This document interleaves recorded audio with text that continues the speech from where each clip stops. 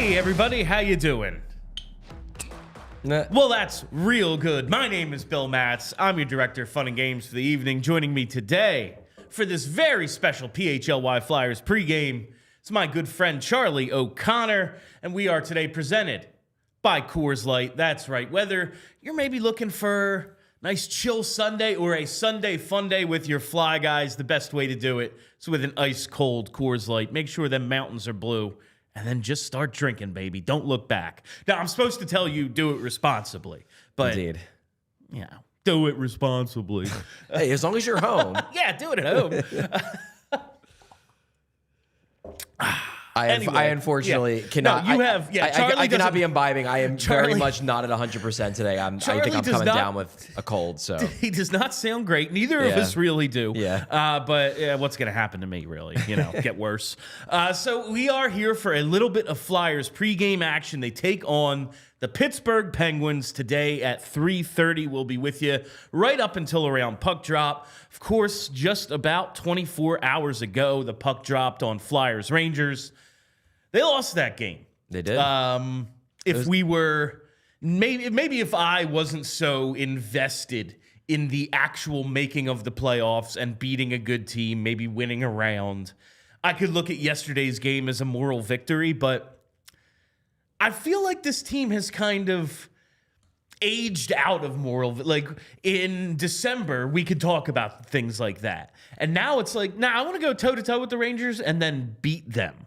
And they don't have Travis Konechny yesterday and all that, but it was a step in the right direction for this Flyers-Rangers actual rivalry because the game wasn't 9-1. Like they went up against the cup contending team, could have beat them, didn't, but I think it was a step in the right direction for this team. I think they played well, but you're right. The Flyers are in a position now where they have put themselves in a position where just playing well and losing isn't enough anymore because they're in a playoff race. And that's the way the players want to be treated. In the end, they want to be treated like these games matter. They've earned the right for these games to matter. So you can look at a game like the Rangers game. You can say they outshot them. You can say that they skated with them, that the first and third periods, though, they significantly outplayed the Rangers. But they only got one goal. And did they have chances to beat Igor Shesterkin? They sure did. Sometimes Igor Shesterkin made big saves. Sometimes the Flyers just missed the damn net. But they had the opportunities. They just didn't come through, which is why the game is so frustrating in retrospect, because they did play well enough to win. These games do matter, and yet they didn't win. And that's I brought this up yesterday. It was Shesterkin being awesome. Also, they had some misses. Now, you can look at it and go, well, every game there are a few misses, just a chance that goes one way or the other. They're just so, it's so highlighted in a game where, unless you had the open net opportunity, you weren't scoring it was going to be. Yeah, Forster got one because Shesterkin was on the other side of the net and diving across. That was it.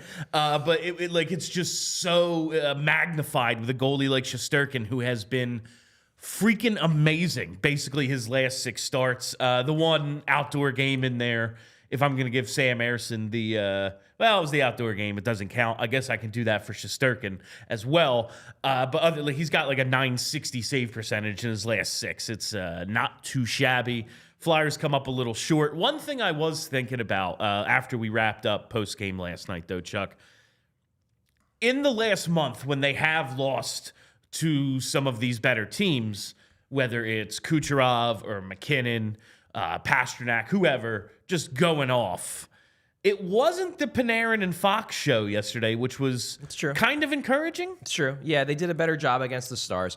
Fox is an interesting guy because, while I do think he's one of the best defensemen in hockey, he's not quite the physical specimen that, say, Kel McCarr is. He gets it done more with cunning and with just smarts. He's not fast. No. But he's still awesome. He's got incredible hockey sense. And that's not to say he can't make really good plays. He certainly can, but he's not necessarily the kind of guy that's going to take over a game with his immense talent the way that a McDavid or a McCarr or a McKinnon can. Panarin, however, certainly can do that. He is obviously a little older than he used to be. He's slipped a bit, but he's still one of the top scoring players in the NHL this year. He's still a damn good winger. And the Flyers, I thought, did a pretty darn good job against him last night, or yesterday afternoon, whatever you want to call Whatever it was. I thought they slowed him. They didn't give him many opportunities with the puck. The penalty kill, as usual, was stellar. It's actually now the top-ranked penalty kill in the NHL. They jumped to number 1.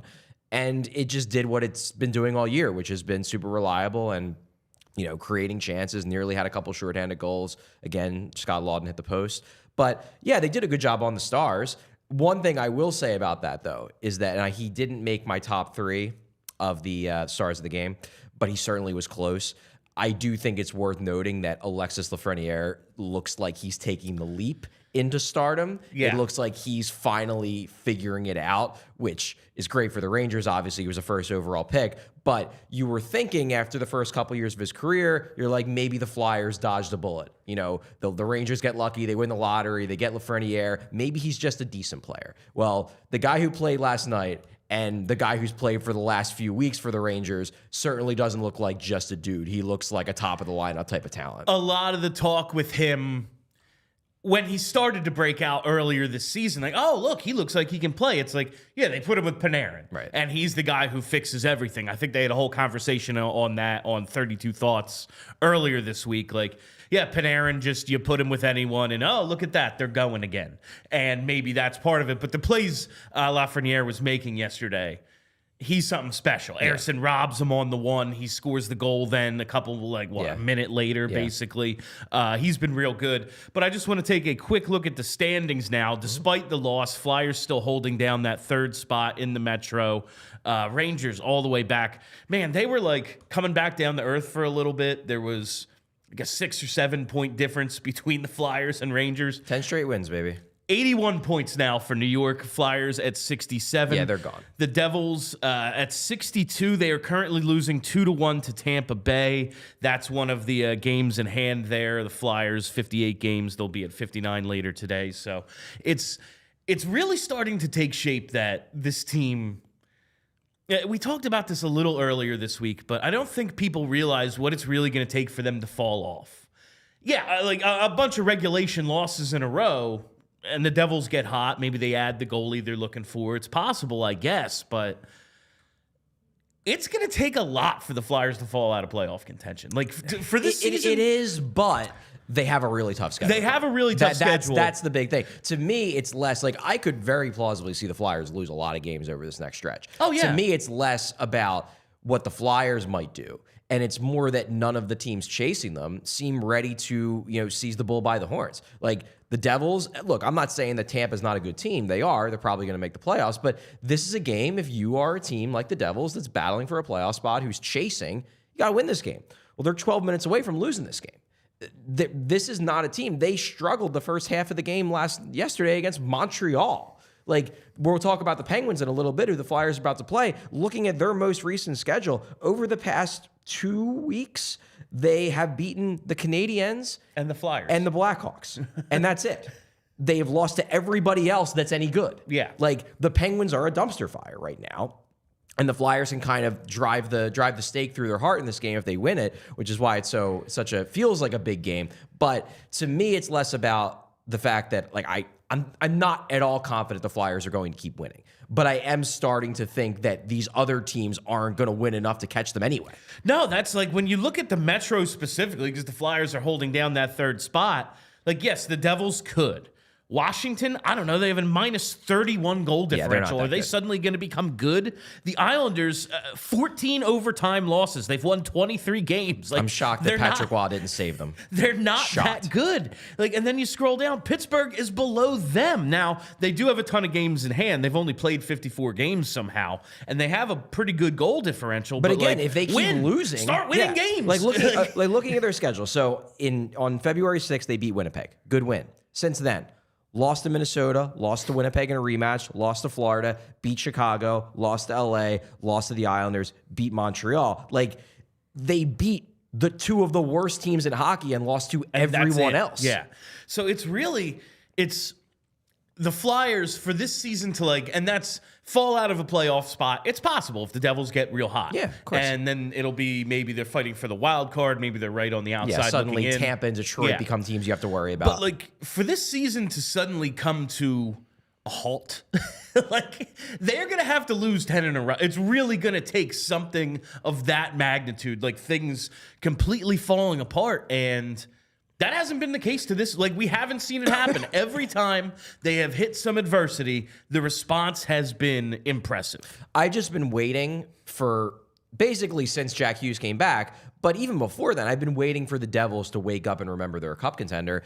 Jack Hughes, it does appear, might have come back too soon from that injury. He doesn't look like Jack Hughes from everything I've heard. I've watched a little bit of the Devils, but obviously I have a full-time job covering the Flyers. I don't have a lot of time to watch the Devils when I'm writing articles. And it's the Devils. And it's the Devils. But I've heard that Jack Hughes does not look like Jack Hughes. It looks like he may have rushed back from this injury. He doesn't look like his normal dynamic self. He wasn't dominant in that outdoor game.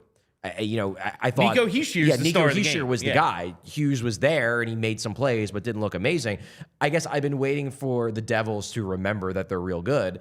Well, we're at the end of February. There ain't a lot of time left. Like, at some point, they have to flip the switch, and we're getting pretty late for them to flip the switch. They can still do it, but every day, every week that passes that they don't do it, that means the Flyers are in better shape. All right, let's take a look at what the Flyers are going to be putting out on the ice today. Charlie, you tweeted a couple hours ago. I think the Flyers also tweeted it out. It's everywhere. Ula Lixell. I'm going to try. Called up. He is in the lineup. He's in the lineup. He is indeed. He was called up. He's back. So I assume they're going to be going 12-6 They are going today. 12-6. All right. Well, fuck. Victory. Jaeger Zamula go. is out. He is getting the scratch, so Mark Stahl stays in. That's going to make the internet real happy. I mean, the internet's never happy. They're incapable of being happy about anything. I know, Charlie. Charlie is in no mood to fuck around today. No, but listen, Mark Stahl has been fine this year, and Igor Zamula is equally just fine. He's a dude. I think Stahl's been playing decent since he's been put in the lineup, but there's a ceiling, obviously, to what he can provide because he's old and he's not quick and he can't score at all. So, I do he's looked good this year. I do wonder, ooh, Mark Stahl in back-to-backs. Huh? Let's not go to. I don't think Mark Stahl's looked good. It doesn't matter. I just don't think he's looked terrible. That's okay. He looks as good as I could when they signed him. I was like, oh yeah, really? Yeah. He has exceeded my expectations of being Keith Yandle. Yeah. One of the worst players I've ever seen was totally Keith Yandle in a Flyers jersey. He's been nowhere near that bad this year. Very true. But what I want to focus on right now... Travis Konechny is still out as TK expected. So he's still out. Lixell out. comes in 12-6, so we can at least put a pause button on the 11-7 complaints. It'll be interesting to see how much ice time they actually give Ole Lixell. They haven't been giving him much when he's played, so we'll see. And now this is what I want to get to. Lixell yesterday plays for the Phantoms in Charlotte. It's his first game in over a month in the AHL because he's been up with the Flyers for so long. And he was sick. 2 goals, 2 primary assists yesterday. He has been basically dominant when he's played in the AHL this season. What don't they like about him? What is it that the coach goes, I can only play you 4 minutes? Well, I think it's just that it's unclear whether he's an NHL caliber player. Now, there's an interesting case to be made about Lixell in that when I talked to Brent Flair, this is in my my 2-part interview with Brent last week that was available for diehards only. So if you're not a diehard, check that out and join the family. But Flair basically said that Lixell historically has struggled at first in new leagues, at new levels. He struggled in the Allsvenskan for a while, then it clicked after, a year, after a few months, and then he started scoring. Same thing in the SHL, same thing in the AHL. It takes him some time to adapt, and then once he adapts, he goes.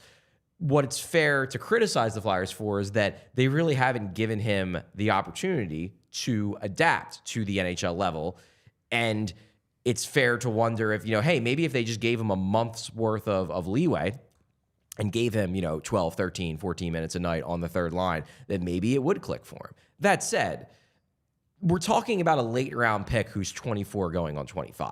I do think there is a little bit too much consternation about a guy who is kind of barely still a prospect. The most likely scenario with Ole Lixell is that he is exactly what he is, which is a good AHL player you can call up for a few games if you need him, but he's not a guy who has a clear-cut role at the NHL level. Would I like to see him get that long look at some point? Yeah, probably. I'd like to see him get a month or so, but they're in a playoff race. That's the thing. they are now battling for a playoff spot. They are not a team that necessarily has the ability or wants to just throw Ole Luxell out there because we got to find out about this 6th round pick who's going to be 25 this summer. And I guess that's like where I get into they're living in two worlds thing. They're telling us this season doesn't matter. I just don't think Luxell is that big of a deal to them. Okay. Like that's the thing. Like he doesn't matter in the grand scheme. They've continued to play Zamula. Obviously, he scratched today, but he's gotten a lot of games. You know, they've given the prospects who they view as clear-cut parts of the future legitimate chances. I think they view Luxell, and maybe the people who watch a lot of Phantoms games view him higher because they see him score a lot of points, and it's like, this guy's great. I think the Flyers view him as a guy who's going to have to bang the door down in order to convince them he deserves to be part of it, and if he does, that's great. It's found money. But they're not looking at him as a guy who they have to cater their lineup to find out what they have in Ole Luxell. He's just not that important to them. Not that he's not important to them at all. They'd like to see him be good, but they're not going to come up with a strategy of how they are going to develop Ole Luxell. The most likely case in their mind then is what he is right now is what he's going to be. Yes. Yeah, TK's hurt. Let's throw Luxell in. We'll see if we give him any time or not. And maybe he plays, maybe he doesn't. And if he does something with the minutes, then he earns himself more, and then suddenly he can push himself into the future mix. For now, I just think there's a little bit of a disconnect between the way some people on social media view Ole Luxell as this, like, he's a prospect. You said you're going to play the kids. I don't think he's the kind of guy that they view as an important prospect. He's like older than Ryan Poehling. Yeah.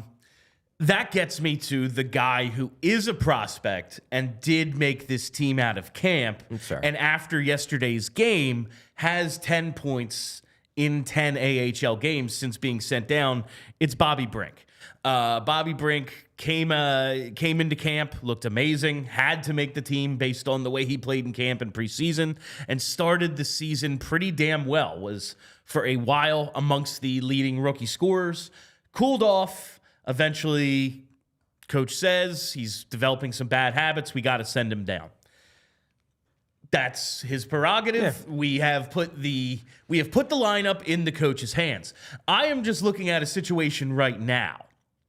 If we are like, I know it's about the future and everything, but the guys in the locker room, they're going for it. If we're going to call someone up, why wouldn't it be the dude who has shown the ability, at least at points this year, to play in an NHL top 6, to score in this league, who is playing well in the minors, at least based on scoring numbers? Like, he was an NHL player to start the year. The coach told us he hasn't cemented himself, blah, blah, blah. He said all these things, but he proved to me he at least can play up here. Can he play 82 games and be at a high, consistent level? Who the hell knows? We have to watch several years of him before we make that determination. But Bobby Brink, to me, looked pretty good all season. What is the thing holding him back right now from getting brought back up? If I had to guess, I mean, I do think that part of it is the habits thing. They want him to develop better habits. They've been happy with him so far in the AHL. Everything I've heard is that he's accepted his emotion with a really good attitude. He's played with energy. He's done what the coaches want. If I had to guess why he's not up for this game specifically, this goes back to something that Brent Flair told me in that interview. Again, for diehards only, check it out. Basically said that he's not sure what it is, but his view of call-ups is that fans always want the most shiny guy to get called up. If it's going to be a short-term call-up, which this presumably would be, because TK doesn't look like he's going to be out for an extended period of time, he would probably be up for a game or two, and then they send him back down. They think that messes with kids. That basically, that they are of the viewpoint that if you bring him up for a couple games and then send him right back down, it takes him a month to get back to where he was. If I had to guess, I think they're probably waiting to see what shoes drop at the deadline, and then they'll make a decision on what they want to do with Brink the rest of the way. I personally would have Brink up, but they're going to keep playing Delorier. I mean, yesterday showed you why they keep playing Delorier. To be blunt, it did. That's why they keep playing him, because they think that's valuable. If they're going to keep playing Delorier, there really isn't a spot for Brink when TK is healthy in terms of him playing every night. I think this is a question that's going to be pushed off until after the deadline, personally. That's, I mean, my view of things. Like, that makes sense. You don't want to yo-yo a guy if you think part of the thing is confidence, and sending him up, bringing him down is a mixed message or messes with him in some way, messes with his game. Then don't do it. It's best to develop Brink the way you think best. I don't know. I saw him play pretty well in the NHL for an extended period of time. I'd like to see him. But this gets me to a comment I got on Twitter. I was tweeting out some Bobby Brink stuff yesterday because he's playing at the same time the Flyers are getting shut out for most of the game. Right. And people are one person in particular.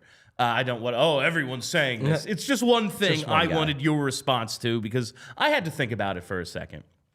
And he said, basically, this is why they lost their top prospect because they refused to call guys up. And well, Cutter Gauthier wasn't their top prospect. Their top prospect. That was my first.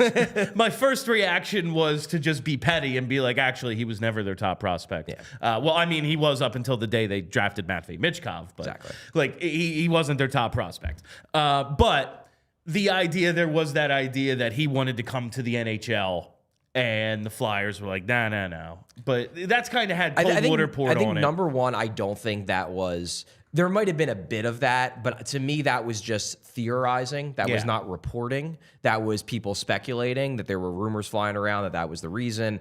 I've been told by the people I've talked to with the Flyers that, at the very least, if Gauthier had communicated to the Flyers how important it was, if that was indeed important, how important it was for him to be in the NHL as soon as possible, that they would have gotten him in the NHL as soon as possible. That for whatever reason, if that's the reason why Gauthier soured on the Flyers, or if it's part of it, Gauthier did not make it explicit that he wanted to play now. That when they had the conversation with him, if anything, he was saying, well, my coach thinks I should go back for another year. What do you think? Now, perhaps Gauthier wanted, he was waiting for the Flyers to be like, no, we think you're amazing. You're great. You're a special snowflake. You should be up immediately. And when the Flyers didn't, then he's like, well, screw these guys. Yeah. They don't think I'm awesome. That could be it. But I do not think the Flyers were ever given the information from Gauthier that I want to play now. And they were like, nah, we're good. I don't think that was the reason.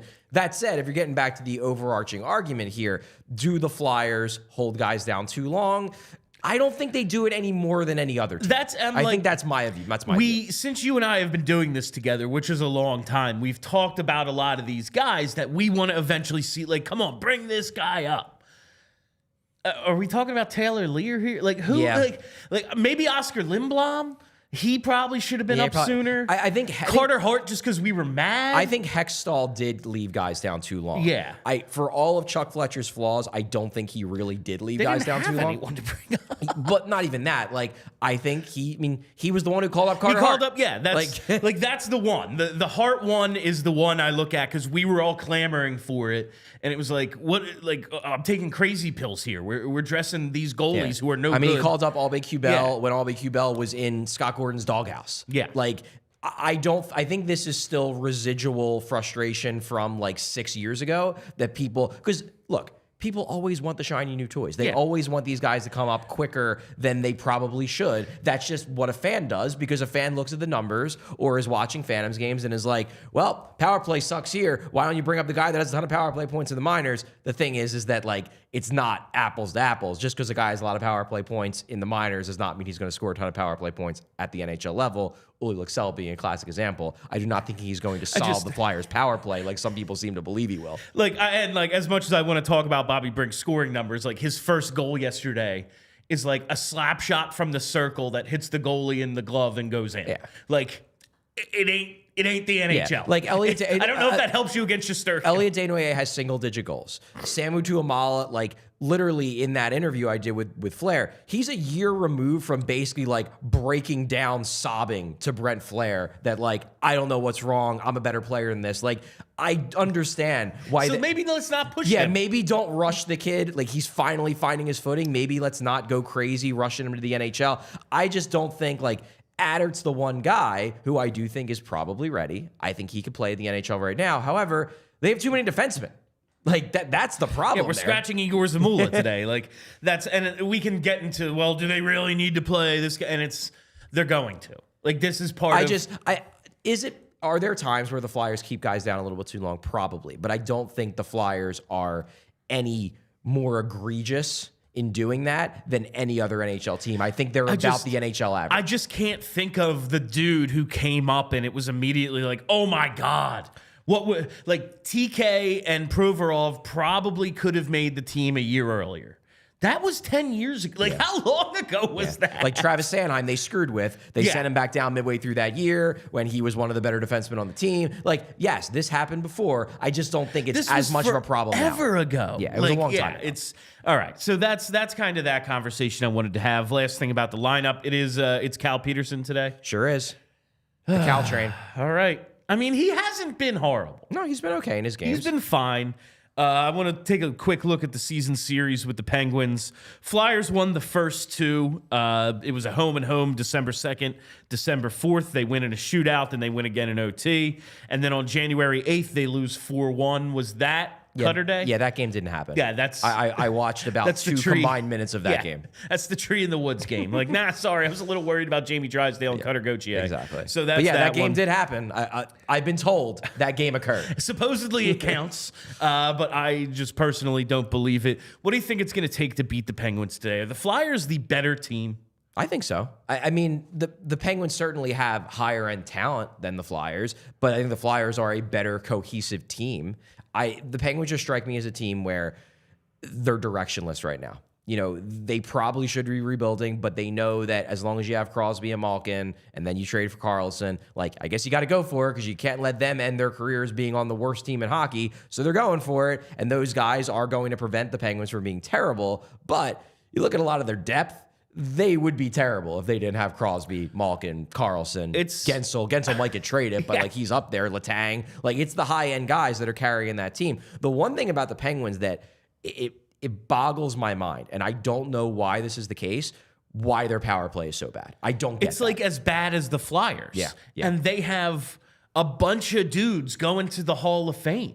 Like all of them on the ice at the same time. And like Karlsson has never been as good of a power play guy as people would think he is. But like Crosby sure as hell is as good of a power play guy as you think he is. And like they started to get their power play a little bit together around that January 8th game. And there was right away they scored on the power play. It was like, oh, they're back. And then they're not. It was simply like a 3-game hot streak. Yeah. And then it's right back to sucking. All right, well, only a couple minutes left. I want to run through some of my Looks like we have a super chat. This is directed to me. Okay. He is asking if I am excited for Rebirth. This is Final Fantasy VII Rebirth, the second part of the remake. I am so excited for it. However, I do not own a PS5, and I don't have the time to play the game. So while I'm excited, I'm also concerned that it's all going to be spoiled for me before I have the opportunity to actually play the game. There's one I had, until I saw you tweeting about this like yesterday or today, I had no idea you were a video game guy. I'm not really, but I love Final Fantasy games. Like Final Fantasy X is my favorite video game ever. Final Fantasy VII is damn close.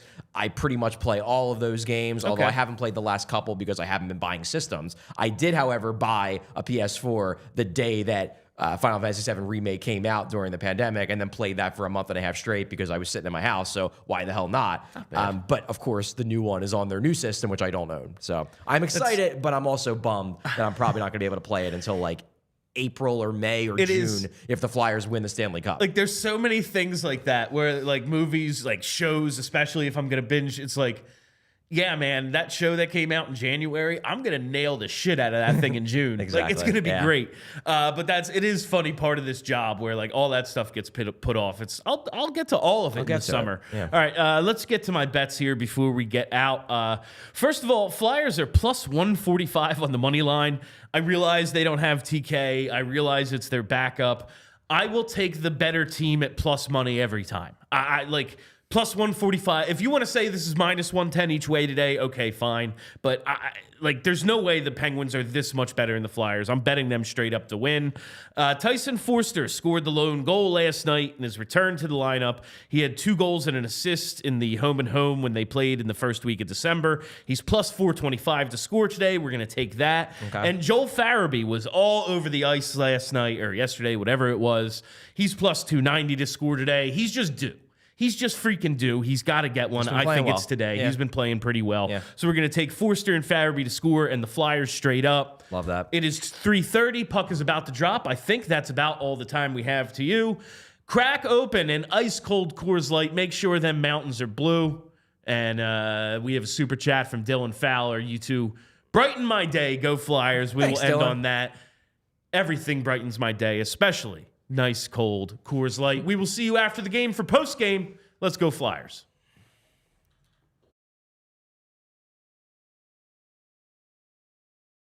We all silly like the mayor.